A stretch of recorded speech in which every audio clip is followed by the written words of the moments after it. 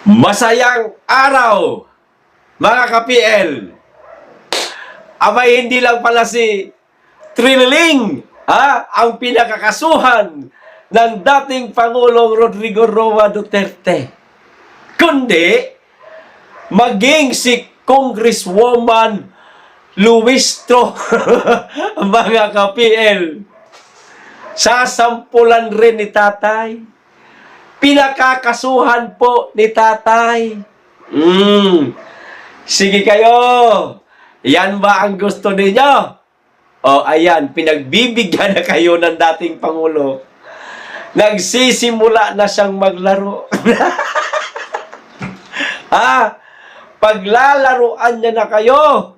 Ito po, mga kababayan, basahin ko. Siguro, isip-isip po ni Tatay Digong na sumusobra na kayo dyan, ha?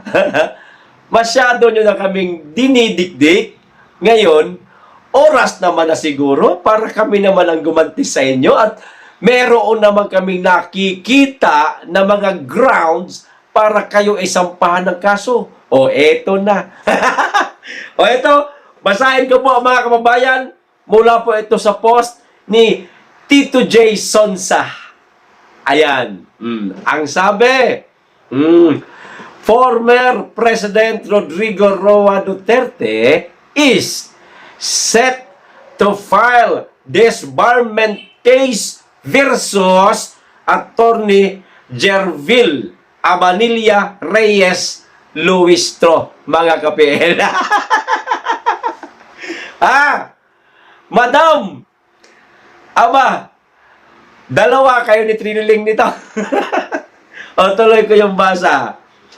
Also known as Attorney Jinky Beatrix Luistro is a Batangas 2nd District Representative and then House of Representatives. Ito siguro ang isa sa mga ground na nakita ni Tatay Digong, mga kababayan, kaya pinapadisbar niya itong si Congresswoman Luistro. Maaari kasing ito no? Nauna rito, ayan na, inamin ng abogado na itinago niya ang kanyang asawang mayor sa isang bayan sa Batangas na pinaghahanap ng mga alagad ng batas sa bisa ng isang warrant of arrest. Abay, bawal na bawal ho, mga kababayan, ang itatago mo ang isang taong meron ng warrant of arrest. Huhulihin na ng mga otoridad. Labag ho yan sa batas. Madadamay kayo nito, Madam Luistro, sa kasalanang nagawa mo ng iyong asawa. O eto, mga kababayan, maliwanag, hindi lamang po si Trililing, kundi maging si Congresswoman Luistro, sasampulan po ni tatay o kayo dyan sa kamera. Kayong nasa tuwadcom, ipapatawag nyo pa ang dating Pangulo.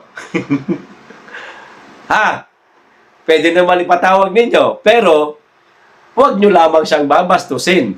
Kasi nariyan na ang mga anak na handa siyang ipagtanggol. Kahit hindi na yung mga anak niya yung sarili niya na lang, kaya niya namang ipagtanggol. May talas pa naman ang kaisipan ng dating Pangulong Duterte. O eto na nga, yung dalawang nagagaling-galingan, mga kababayan. O di, bibigyan ni tatay ng regalo. Mag-abang-abang tayo sa mga balitang ito, mga kababayan. Okay? Meron pa tayong pangalawang pag-uusapan. Dito naman tayo kay Abante, mga kababayan. Tila, ipinagkanulo na ho yata siya. Ng kanyang mga kapwa pastor. Ipinagkanulo, ikinakahiya, itinatanggi. Ganoon ang datingan, mga kababayan.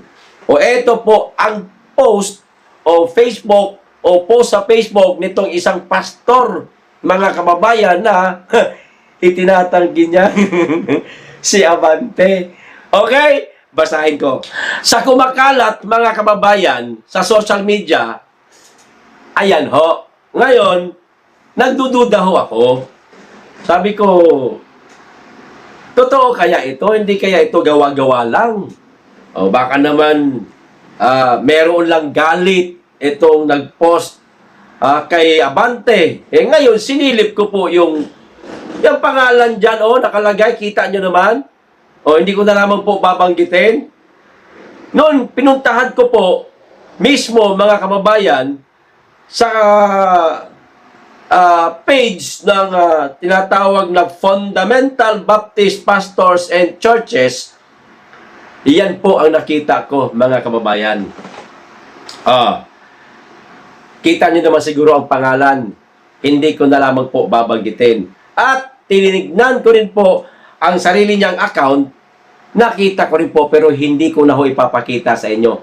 Hanggang dito lang po tayo. Di ba? Ano nakalagay dyan? I'm a Baptist pastor. I don't belong to the group of Mr. Abante, mga kababayan. Kung mababasa nyo po ang lahat ng mga komento dito po sa post nitong pastor, negatibo. Lahat, mga kababayan, kontra kay Abante. Sasampalan ko po kayo ng 3 comment lamang, mga kababayan. Meron po kong inihanda para sa inyo para masiyahan naman kayo. Eto na. Ayan, tinakpan ko yung pangalan. Ang sabi, huwag papasakop sa huwad at lalong huwag magpapasakop kung alam na mali na ang ginagawa like Mr. Abante. So, ibig sabihin, mga kababayan, dito sa group page na ito, na ito ng Fundamental, Baptist Pastors, and Churches, baka marami na po, mga kababayan, ang nababanas na kay Pastor. Kay Pastor, tama, Pastor man siya. Pastor Abante. Baka marami nang naiinis sa kanya, mga kababayan. At siguro, bakit niya nasabi na kung mali na ang ginagawa like Mr. Abante, baka nakita na ho nila, mga kababayan, ang mga kamali ang ginagawa ni Abante dyan sa kamera. Kamusta kaya yung mga kaanib? Sa sekta ni Mr. Abante, hindi kaya natisod na? Nagsisimba pa ba? O baka naman nanlamig na? Ano sa palagay ninyo? Ito pa pangalawa. Nag-focus na lang sana sa pagka-politician at nag-resign sana pagka-pastor. Ayan tuloy, nadumihan ang pangalang pastor dahil kay Abante. Sorry. Napakaraming pastor na matitino. Katulad na lamang nitong isang pastor na nag-post sa kanyang social media na ipinakita ko po sa inyo kanina. Pastor Apollo Kibuloy. Napakatinong tao. Napakabuting tao. Napakaraming estudyanteng pinag-aaral libre. Maging ang uniforme, maging ang tirahan, pagkain. Siya lamang ang bukod tanging pastor na nakita kong ganun kalaki ang kanyang gawain para sa mga estudyante, matulungan, mapag-aral. Hinubog ang pagkatao para sa kanyang paglaki magiging professional. Si Pastor Kibuloy lang ang nakitaan ko ng ganyang klaseng pagmamahal sa kapwa-tao. Wala nang iba. Mga kababayan, marami tayong kilala, na mga pastor. Ayoko na lamang pong magsalita. Maging kayo din man siguro, mga kababayan. Marami din kayong mga nasaksihan na hindi na magandang ginagawa. Katulad na lamang nitong nag-comment dito sa post ng isang pastor na tila hindi na yata nagugustuhan ang gawa ni Abante. O, pangatlo, huli.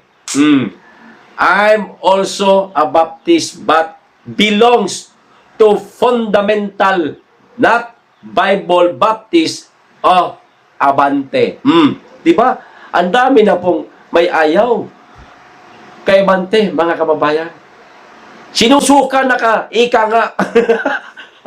Kaya nga nagtatanong ako dito sa mga kaanib ni Abante, kung merong nanonood dito, baka naman pwede paki-comment po ninyo kung ano po ang inyong reaksyon tungkol dito sa mga ginagawa ni Abante sa kamera. Comment lang, no? Ilabas nyo na po yung inyong hinanaing.